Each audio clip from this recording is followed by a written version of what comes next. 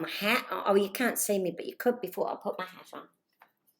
Just have to have. Who's in the spare room? Hey, Aaron? Oh, it's Sharon keeps popping out for a smoke.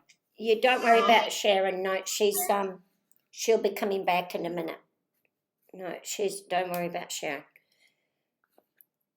Sorry. Right, so what I've said is we had to give a memorandum of ultimately what are you looking for.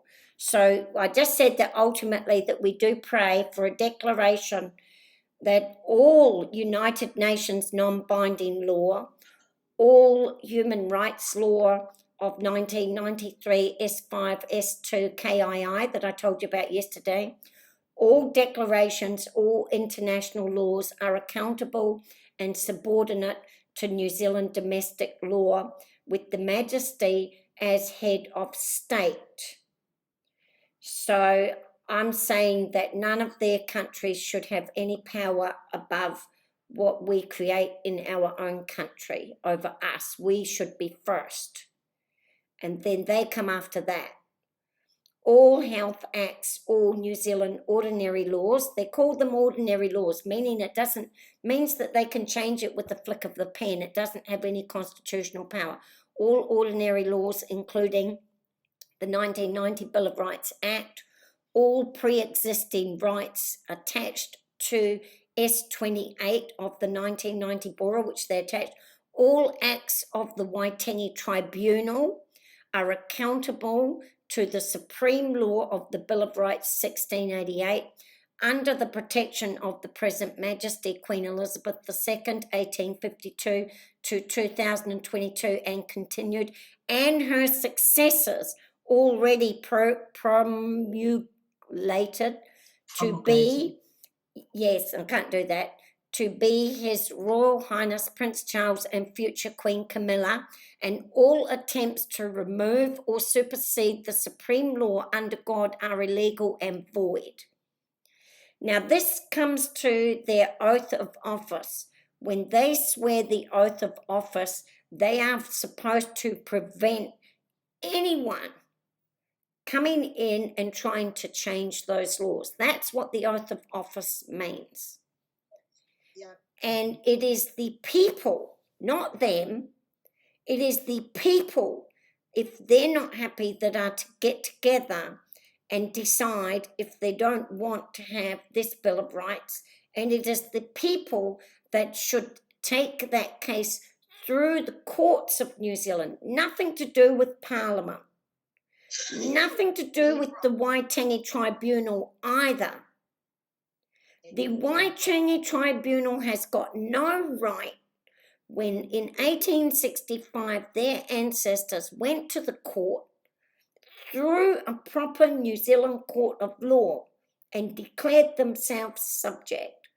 The Waitangi Tribunal has no right to remove that status and put the New Zealand Maori under the control of the United Nations. They don't have any right to do that.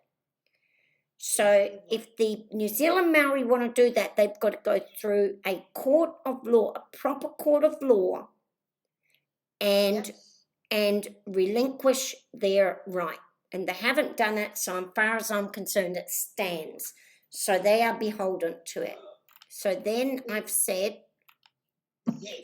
in our second issue, that we do pray for a letter to the Governor-General requesting an urgent temporary suspension of all changes to constitutional law, immigration policy, and bills and acts by ministers that are not born to New Zealand nor allegiant to the oath that they swore.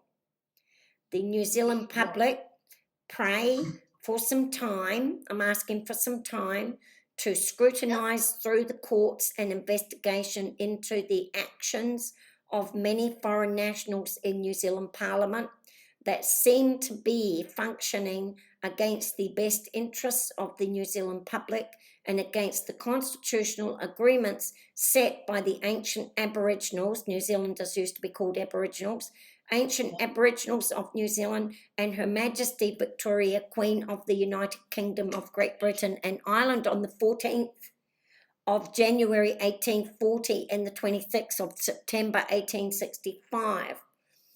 Also including an investigation of New Zealand National's functions pursuant to the consistency of safety and welfare of this Protestant kingdom, and the premises that all ministers, officers are bound to draft laws according to the oath that supremacy in their office is required by law.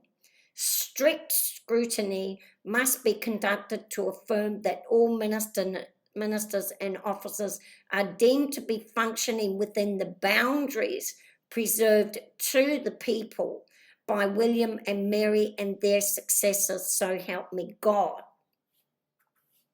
Yes.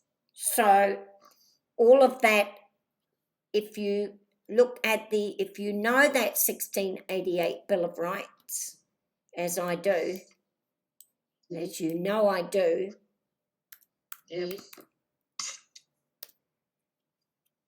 the 1688 Bill of Rights, that is born to all people that descend from the ships of England, Scotland, North Ireland, all of Ireland, Europe, France, Germany, all people. So we can. So that's one of the reasons I can show up in court. Does it affect me? Yeah, jot that down.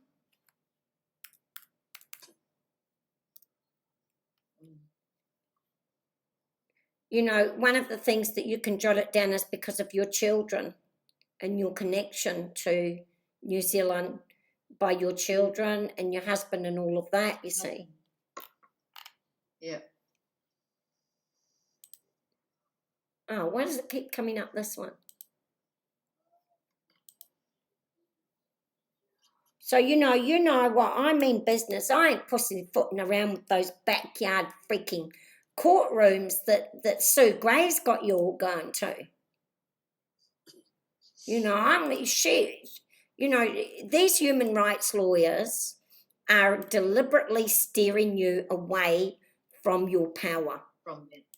And I believe that they're doing that in Australia, in Canada, and I believe that they are, in my conspiracy theory, and it is a conspiracy theory, I believe that they are American-backed.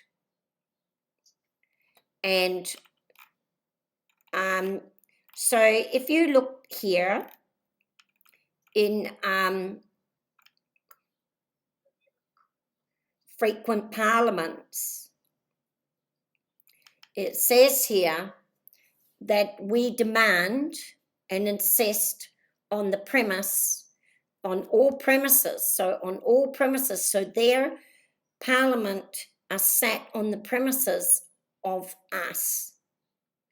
Mhm. So their premises are sat on our undoubted rights and liberties, and that no declarations, no judgments, no doings, no proceedings to the prejudice of the people in any of the said premises of this ought in any wise be drawn hereafter into consequence or example, to which the demand of their rights they are particularly encouraged by the declaration of His Highness the Prince of Orange as being the only means for obtaining full redress and remedy therein.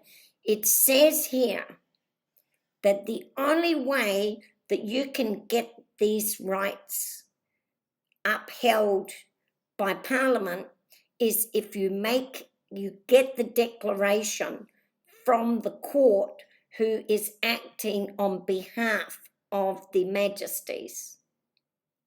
Yep. So that's where you go for your redress. You don't go to your redress to some international backdoor court. You must, Indeed right. yes, or even the Waitangi Tribunal.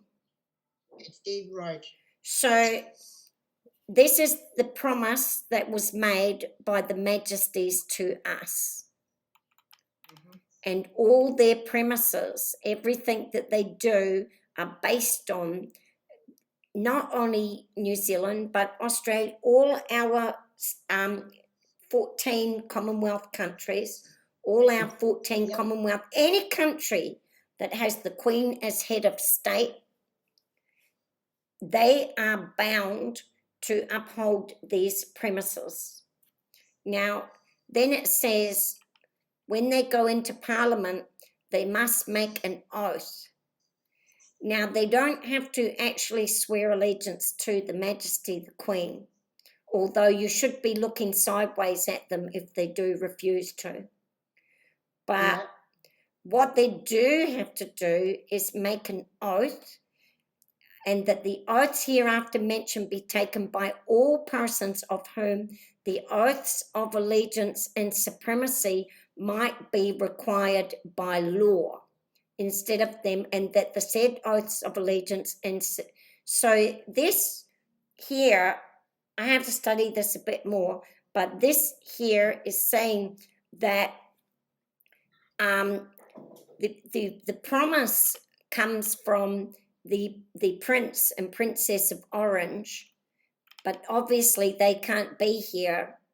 So our people of Parliament act on their behalf, and then so they act for them, but they must be allegiant to these laws themselves. So the Majesty gives them power, but they are in turn bound to the Majesty, who is bound to us. And so then if you see here, the two houses sit, after they've taken this oath that they will act in good faith in place of the King and the Queen, and that includes the Governor General, that they will act, then they have sworn a promise that they will uphold these. So that, if you see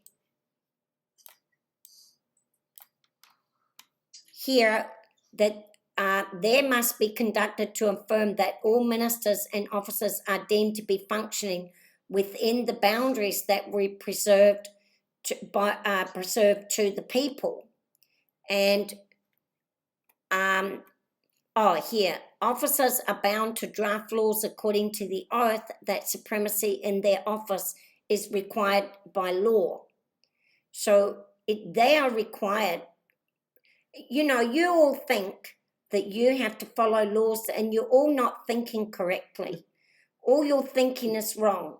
You all keep thinking that you have to follow law, all these thousands of laws, and none of you have clicked that they actually have to follow laws also. You're all thinking that they don't have to follow any laws, and you're not looking at what are the laws that they need to. You're constantly looking at what are the laws that I have to follow that they're forcing on me, and none of you are looking at what are the laws that I gave them to permission. What are the laws that they have to follow in order to have permission to make laws for me to follow? None of you are looking at that, and so you're not using your power. You keep giving them your power. Yep, it's right. And the way that we get our where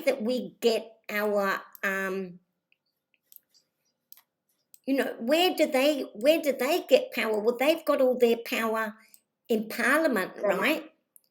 And then they write a law and they send it to you, and they tell you to follow it. And when you don't follow it, they take you to the lower court. They don't go and give you punishments themselves. They're not allowed to. They use their police and they take you to the court, right? So when they are not following the laws that they are supposed to follow, then you take them to the higher court. See, they only are permitted to go to the lower court, but you are permitted to go to the higher court above their court. Yep. That's dead right. You have the So power. that's why they're kicking out all these court cases, because they've got no That's leg to right. stand on. Right, that is why They- they're kicking it all out. Yeah, yes, why they're kicking. They haven't. Law. The They're court, not abiding by their own laws. the court is True not laws, permitted. open laws. Yeah, when the lawyer goes to the court with the United Nations 1990 New Zealand Bill of Rights subordinate law, the court has no power. No, That's dead. not. The No. court is not allowed to make judgments on international laws because they're none of the court's business, because they are servants of the crown. They're servants of this law Yep. here. They're servant to this, they're not servants of the United Nations. That's dead right. So you have not been going to not gone to the court. And so you have not used your power, none of you, even in Australia, even in Canada. And so here it says here, because it says there, when you go to, it says, upon which letters elections have been accordingly made, they only are permitted to hold their post in Parliament if they make the promise that they will make their letters and their laws based on the boundaries of this law. They are bound to it.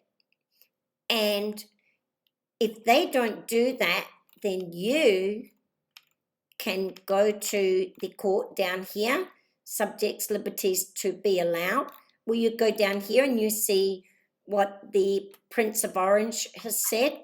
He said that,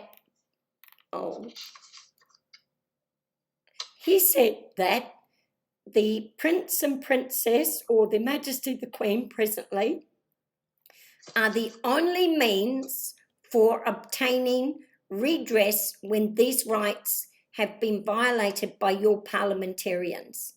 So this is the law that they have to follow, not you. You don't have to follow this. This is a bill to them. They keep Yeah. giving you all these bills. You know what? They send you hundreds and hundreds of bills, thousands of bills every day. You've got license bills, rates bills, tax bills, office bills, parliament bills, new car House bills, all the bills. And this is the bill to them. So they don't get away with no bills.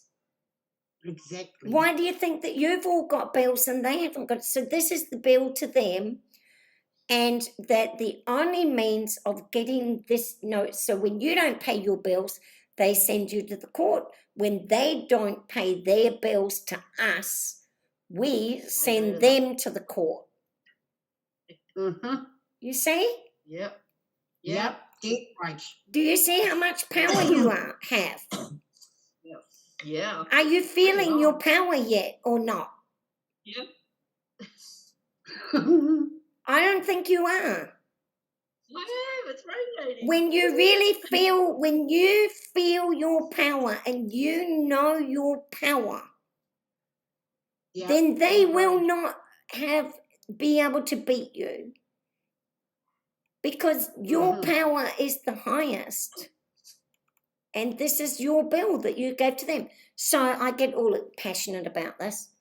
Now, so when they Right. don't pay their bill, right, all laws that they create must follow the bill that we've given to them. And then we go to the court and it says that all ministers must strictly hold and observe in the declaration. You go and get a declaration that all ministers whatsoever shall serve their majesties. And so that you can see here that we have said that, including an investigation of New Zealand National's functions pursuant to the consistency and safety and welfare of this Protestant kingdom and the premises that all ministers and officers are bound to draft laws according to the oath of that supremacy in their office is required by the law. So we're calling out to the court and we're saying, all of you've got boundaries too, not only us. You can't keep telling us what to do. And Yeah. there where it says here, consistency of the safety and welfare of this Protestant kingdom. Well, that comes under the papist debarred from the crown. And whereas it has been found by experience that it is inconsistent for the safety and the welfare of this Protestant kingdom to be governed. Here it's got by a popish prince, but actually it's also inconsistent with the safety and the welfare of this Protestant kingdom, because I've used the New Zealand Maori, who are all Protestants, and I have put in there, you'll see at the top there, not in here, that they're not being protected, because here, so that's, I've asked the Governor-General to, I haven't asked the Governor-General for them to all step down, because once you do that, you've got a vacuum and you've got an empty parliament, and that's not what you want. So what I've asked is for an investigation and to give us time for them for a suspension of their laws temporarily, so that we have some time to conduct an investigation to see each one of them if they are upholding the oath to their office. Yep. So that's what we want to be having, is just an investigation. And so that's the Governor-General has got to step in. And we can get them to do the investigation. See, it's going to be too much for us, but they can come back and say, well, what are your complaints? And we can say what they are, and they will investigate, not the Serious Fraud Office. We are giving the Governor-General the power to investigate our parliament that we no longer trust. And we don't trust any of the politicians. We don't care which party you're putting in there. They're all become not following the oath. So we're asking them for an investigation. So then we had here, I had to make these short notes, so I had to put all these laws here. And I've probably done it wrong. But we just put a note that we're petitioning. Once again, we're always using our supreme law. We don't work in subordinate laws. We don't. And so we're petitioning the court to intervene in the Parliament for ruling arbitrarily against the people of New Zealand since 1986, when the 1852 Constitution was removed. Now, this applies to Australia. I was going to say. And England. Wait, that's another thing. All of our constitutions were removed. The New Zealand public no longer have faith in the elections, as all parties have failed to hold any parliament accountable to their arbitrary laws, nor defended the indubitable right of the people. None of them have done it, so therefore they're all guilty, because they're supposed to do it. The New Zealand people are being forced to function under multiple legal systems, of which they are currently overwhelmed and distraught, such as hundreds of new subordinate laws in New Zealand, thousands of United Nations laws domestically, tikanga laws, omnibus laws, Waitangi tribunal laws, and so on and so on. So there's just too many, and we can't keep up with them all. And none of them are upholding. Well, unfortunately, you see, none of these people are bound by the oath of office. And so therefore, none of their laws should be permitted to put United Nations laws into them, which is not bound by oath of office. That's how they're coming in. You see, they got you to create a law in the Waitangi Tribunal. This is what they're doing to the Aboriginals. They get you to create a law in the Waitangi, in the Maori land courts, which is only supposed to be discussing land issues and nothing else. And then they inserted United Nations laws into there as the Indigenous family from the United Nations. And none of the Waitangi Tribunal, I've said that that's ultra-vires, that they've overstepped their power.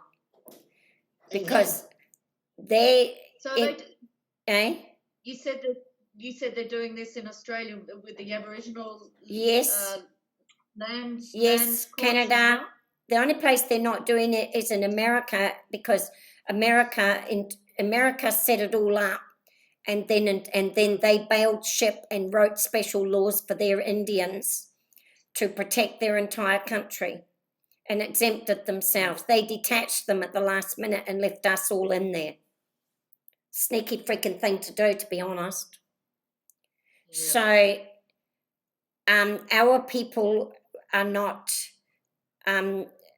knowing how to protect themselves, because they're not, our people, including just general New Zealand people. I only know a lot because I'm in Thailand, so I've got some experience of international, but most people in New Zealand don't have that experience. Many of them have never even been out of New Zealand, so they're not able to comprehend the world around them.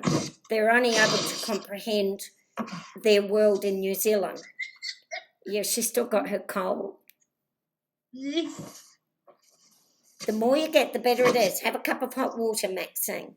So I've said that, including with all of that. So they've inserted the United Nations into. So it's a very sneaky thing, because Parliament has to work within the boundaries of constitutional law, but the Waitangi Tribunal and the United Nations, none of them have to.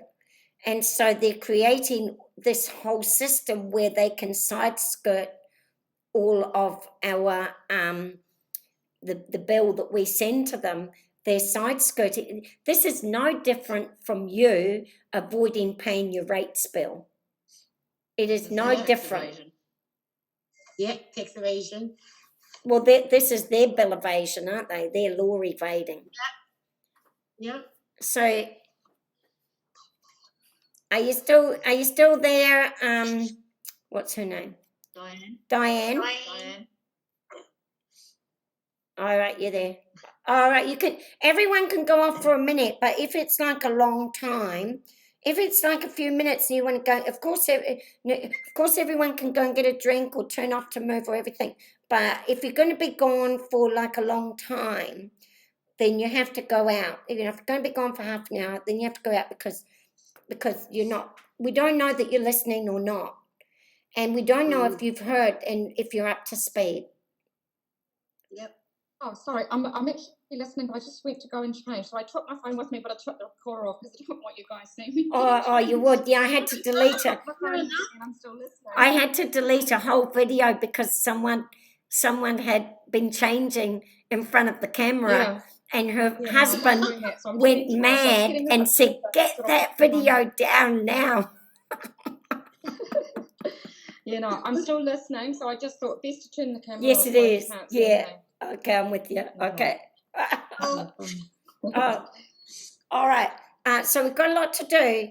Now, where are we up? So I said that there are 66 bills up for debate, 154 petitions, including several that have been instigated by the Parliament, all with hundreds of laws attached and a great deal involving international issues that the people can no longer comprehend.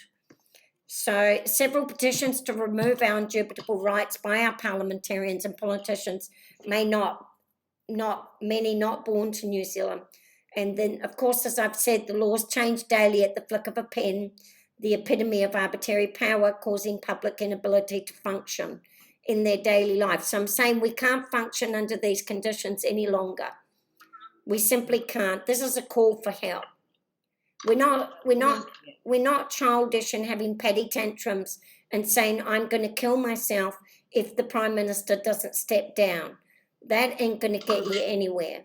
But what we are saying is that we can't function anymore. And if you go and research the word function, it is an extremely important word. To be able to function means that you have military services, you have police services, you have good governance, you're able to eat, you're able to take care of your children, you're able to go to your school, you're able to go to your jobs. That is a function. And when they're in Parliament, their sole duty is to make sure they are functionaries to make sure that we are able to have all of those things so that we can function as individuals. That's their job. That's what we pay them $100,000 a year to do. That's what we pay them.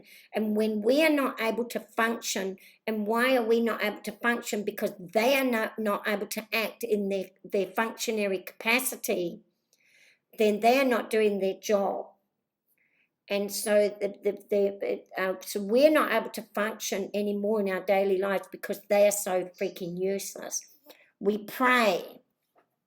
When we say a prayer, we always are coming back to our 1688, where it says here,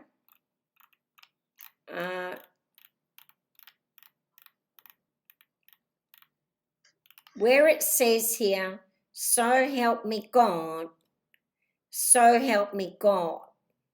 Whenever it's saying, so help me God, that means that it is, you can't get any higher than God. This is the only religious law that is permitted to be used in a court of law for prosecution, by the way. All laws usually must come from Parliament.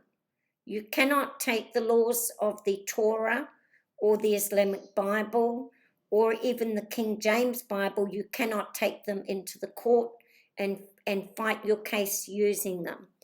But in this one, it is common to all of the Bibles, and it's the only law that comes from all of the Bibles that you are permitted to use in a common law court to get justice. So the other Bibles, they have to go to their religious leaders. So if you have a problem, if you're a Catholic and you have a problem, you write to the Pope. If you're a Jewish person and you have a problem, you write to the head rabbi. If you're Islamic and you have a problem, you write to the Islamic man leader.